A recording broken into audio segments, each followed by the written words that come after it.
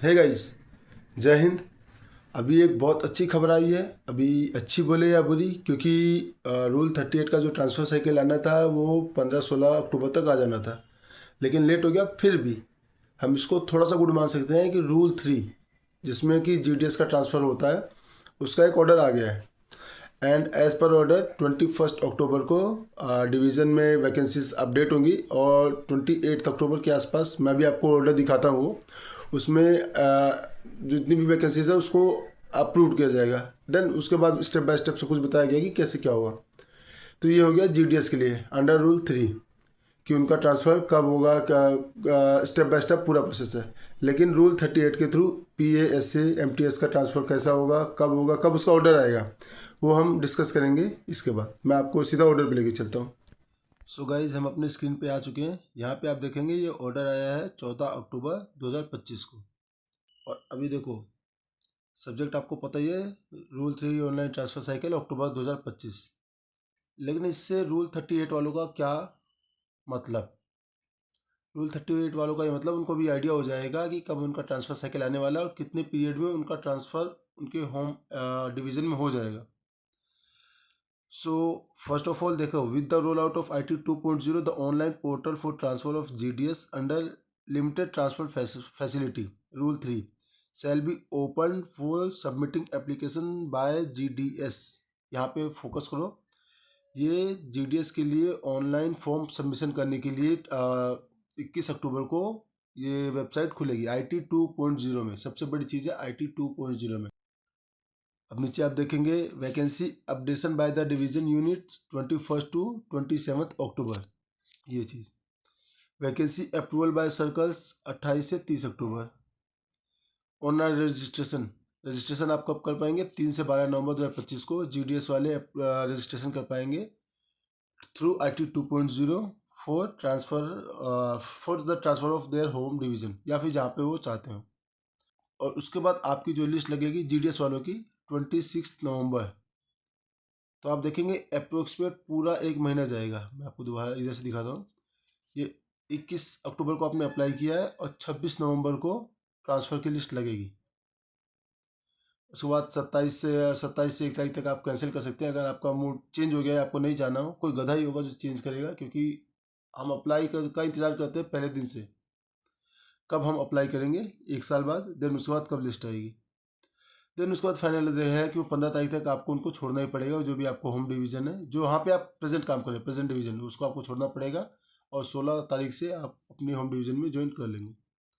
अब बात करते हैं रूल 38 के थ्रू जो एसए, पीए, एमटीएस अदर्स है, उनका क्या होगा। तो उनको तो अभी अप्लाई करना नहीं है, क्योंकि उन्होंने पहले ही अप्लाई कर रखा है। तो जो भी IT 1.0 था, जो भी था, उसमें आपने उन्होंने पहले अप्लाई कर रखा है। जिन्होंने कर रखा है उनके लिए, जिन्होंने नहीं कर रखा उनको तो अप्लाई करना पड़ेगा जब नई साइकिल लिस्ट आएगी तब। लेकिन जिन्होंने कर रखा है अप्लाई पहले से ही, उनका डायरेक्ट लिस्ट आएगा और उनका स्टेप शुरू होगा किधर से।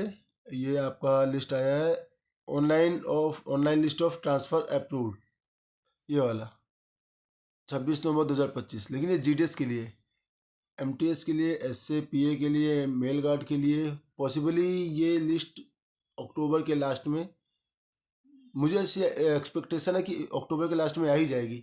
फिर भी लेट होता है तो नवंबर के फर्स्ट वीक में आ जाएगी, ऐसी आशाएं हैं। बाकी देखते हैं क्या होता है। डिपार्टमेंट अपना गवर्नमेंट ही है, काम गवर्नमेंट के तरीके से ही होगा। सॉरी, हम डिपार्टमेंट में रह के डिपार्टमेंट के लिए ऐसी बात करें, लेकिन जो सच है उसका तो कोई सोल्यूशन हो ही नहीं सकता। हालांकि डिपार्टमेंट ने हमारे लिए अच्छा भी किया है, बहुत अच्छा सोचा भी है। यहाँ पे आप देखेंगे, मैं आपको दिखाता हूँ थर्ड पॉइंट, ये वाला पॉइंट, इसको आप ध्यान से पढ़िए। Therefore, I am directed to request CEPT to open the portal for the field unit for vacancy capturing from 21st October 2025. Vacancies arising as on the date of department's post deputation to IPPB, APS, except vacancies in pipeline for GDS online engagement schedule 2025 or otherwise available due to court cases, etc. will be taken into consideration for transfer. The vacancies arising due to the death of a GDS will also be considered for the transfer if the same has not been filled up by the engagement of the next kin of the deceased GDS within 6 months from the date of his her death. कहने का मतलब है कि department of post ने CEPT को direction दिया है, निर्देश दिया है कि आप 21 अक्टूबर तक जो भी आपका डाटा है इसको अपडेट करेंगे। इवन इस केस में भी कि कोई APS में चला गया है, कोई IPPB में चला गया है, कि किसी का GDS का किसी की डेथ हो गई है सर्विस में रहते हुए, और हाँ मतलब GDS की डेथ हो गई है, उसकी जगह उसके किसी वारिस को नौकरी मिलती है तो नहीं करेंगे। अगर नहीं मिली है 6 महीने के अंदर तो उसको भी ये वैकेंसीज में अपडेट कर देंगे। या फिर किसी GDS का ट्रांसफ़र हो गया है उसका रिकॉर्ड भी अपडेट करना है, या फिर अगर किसी के ऊपर कोर्ट केस चल रहा है उसको डिस्चार्ज किया गया सर्विस से, ये सारी कंडीशंस उसको अप्लाई करके maximum to maximum vacancies update करनी है, ताकि ज़्यादा से ज़्यादा लोगों का ट्रांसफ़र इस साइकिल में हो सके। सो हम फेथफुली रहेंगे to the department of post, या जो भी आपका डिपार्टमेंट होता है उसके लिए, और वेट करेंगे बहुत ही तसल्ली के साथ या फिर बहुत ही जोश के साथ अपनी बारी का, और जाएंगे बैक टू पवेलियन। ओके, सो फिर मिलेंगे एक ब्रेक के बाद। तब तक के लिए जय हिंद, जय भारत, बी कनेक्टेड।